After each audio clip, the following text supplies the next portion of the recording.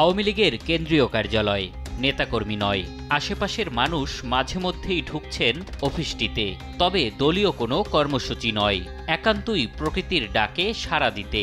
আপনার public toilet এই কেন এটা তো আমরা বলতে পারবো না, মানে সবাই এটাই বলতে আছে।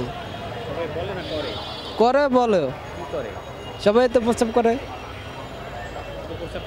হ্যাঁ প্রস্তাবিত করে সবাই। আওয়ামী লীগ অফিস তো ছিল একসময়, এখন তো নাই।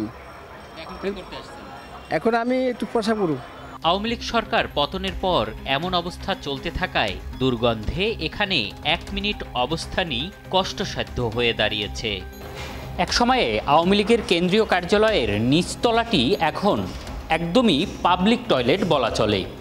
তবে এর উপরের তলাগুলোর কি অবস্থা এখন, কি হচ্ছে সেখানে দেখতে চাই আমরা।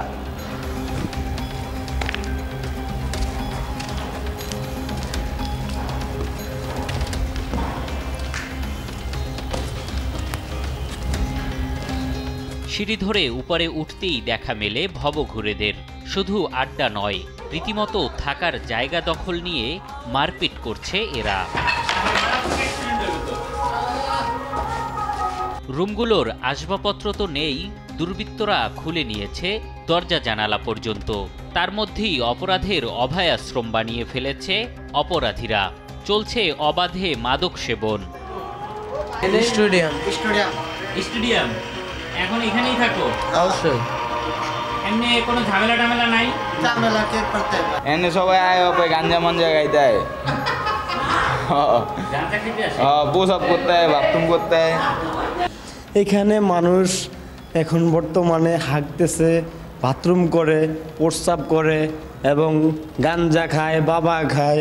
এখানের মানুষজন এখন এটাকে একটা আস্থানা বানিয়ে ফেলছে যে গাঞ্জা, বাবা, হিরোইন।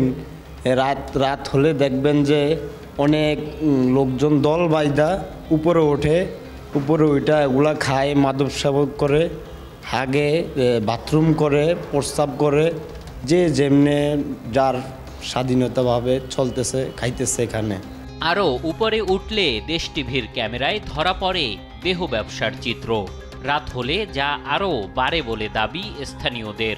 এখানে যে যারা নেশা করে, মাদক, গাঞ্জা, ইয়াবা এগুলা সেবন করে, আর রাতের দিকে মহিলারাও আনাগোনা হয়। অপরাধীদের অভয়াশ্রম থেকে রক্ষায় প্রশাসনের নজরদারি বাড়ানোর তাগিদ স্থানীয়দের। এম এ আজিম, দেশ টিভি, ঢাকা।